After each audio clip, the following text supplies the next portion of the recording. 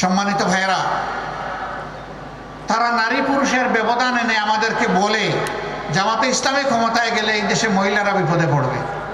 কেন বিপদে পড়বে? মহিলার তো মায়ের জাতি, আমরা তো তাদেরকে মায়ের মতো সম্মান করতে চাই, সম্মান করি। এর প্রমাণ আমাদের পরিবারের সদস্যবৃন্দ, তারা লেখাপড়া করে, তারা পেশাগত দায়িত্ব পালন করে, তারা সামাজিক দায়িত্ব পালন করে, তারা রাজনৈতিক দায়িত্ব পালন করে। আমি একটা ক্ষুদ্র মানুষ, আমিও তার প্রমাণ। আমার স্ত্রী একজন সংসদ সদস্য ছিলেন, তিনি একজন চিকিৎসক, তিনি রোগের সেবা করেছেন। এখন যদিও তিনি পারেন না। দুটি মেয়ে, তারাও চিকিৎসক, তারাও মানুষকে সেবা দেয়। একটি ছেলে, সেও চিকিৎসক, সেও মানুষকে সেবা দেয়। তাহলে আমি তো শুধু আমার ছেলেটাকে চিকিৎসক হওয়ার জন্য চেষ্টা করি নাই, মেয়েদেরকেও চেষ্টা করেছি।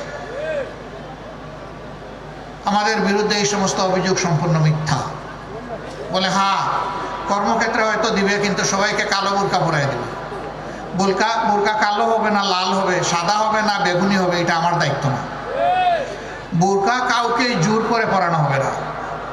যে মা মনের সন্তুষ্টির সাথে বোরকা পড়তে চাইবেন, পর্দা করতে চাইবেন, তিনি করবেন। আমি অন্যান্য ধর্মাবলম্বী মাদেরকে কিভাবে আমি বোরকা পরাবো? ইসলামকে আমাকে এই দায়িত্ব দিয়েছে না অধিকার দিয়েছে? কোনোটাই নাই। তারা যা পছন্দ করেন সেই রকম তারা চলবে।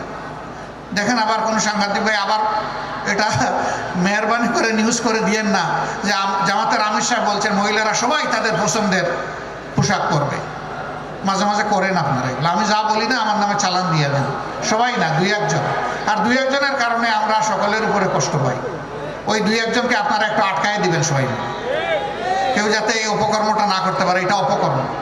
আমি যা বলবো না আমার নামে তা চালান দেওয়া, এটা অপকর্ম। আপনার কথাটা আপনার মতো করে আপনি বলেন, আপনার পরিচয়, আমার পরিচয় বলবেন না।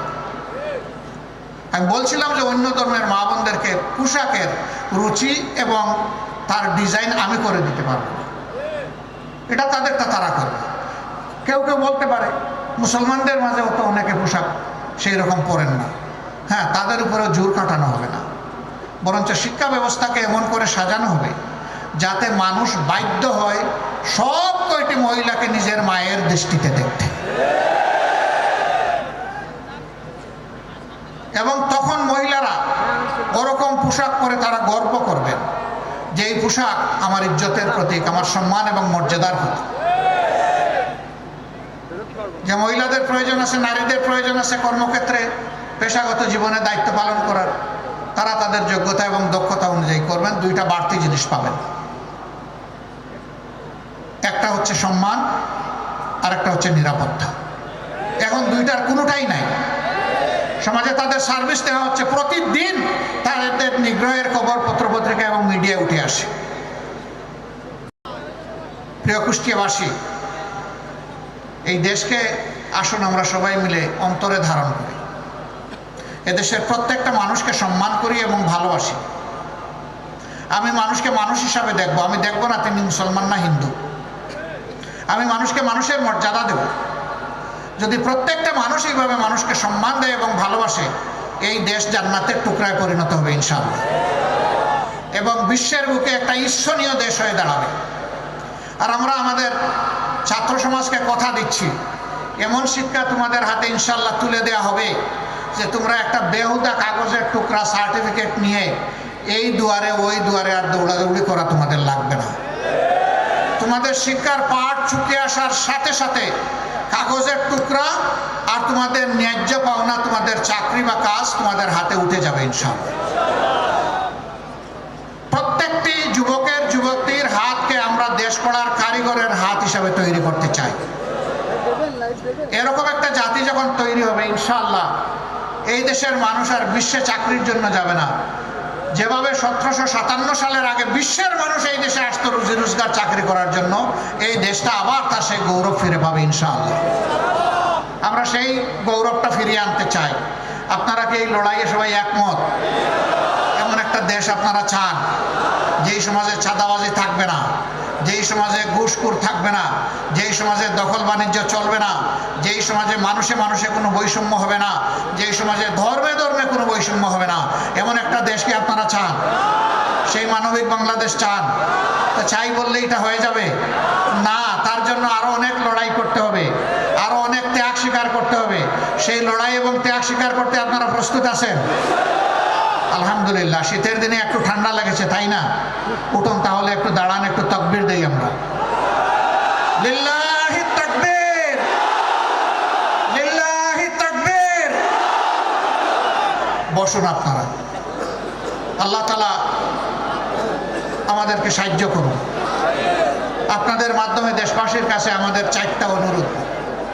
যতক্ষণ ন্যায়ের পর দেশবাসীর স্বার্থ সংরক্ষণে এই লড়াইয়ে আমাদেরকে আপনারা দেখবেন, আমরা আপনাদের ভালোবাসার কাঙ্গাল। আমরা আপনাদের দোয়া চাই, সাহায্য সমর্থন চাই। এই লড়াইয়ে আপনাদেরকে পাশে চাই। এই লড়াইয়ে আপনাদের বুকের বিছানায় একটু জায়গা চাই। আমি সাংবাদিক বন্ধুদেরকে আমাদের সাথে এই লড়াইয়ে অংশীদার হিসেবে দেখতে চাই। আপনারা সমাজের চতুর্থ স্তম্ভ, আপনারা জাতির বিবেক আর সমাজের দর্পণ। আপনাদেরকে আমরা পাশে পেলে মুক্তির লড়াই আরো বহুদূর এগিয়ে যাবে ইনশাআল্লাহ। আপনারা আছেন, আরো ঘনিষ্ঠভাবে চাই। আপনাদের সবাইকে অন্তরের অন্তঃস্থল থেকে কৃতজ্ঞতা জ্ঞাপন করছি। আপনারা সময়ের কুরবানি স্বীকার করেছেন, এই শীতের মধ্যে চলে এসেছেন, আমাদের কথা শুনেছেন। মহান রবের দরবারে দোয়া করি আল্লাহ তাআলা এই কুষ্টিয়াবাসীর উপর রহম করুন। এই কুষ্টিয়ার ইজ্জত মর্যাদা সম্মানকে আল্লাহ বৃদ্ধি করে দিন।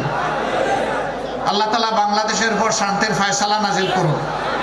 বাংলাদেশের আকাশে যতগুলা কালো চিল ঘোরাঘুরি করতেছে, সবগুলা কালো চিলের ডানা আল্লাহ নিজেই ভেঙে দিন এবং এই দেশকে সকল ধরনের ষড়যন্ত্র থেকে আল্লাহ রক্ষা করুন।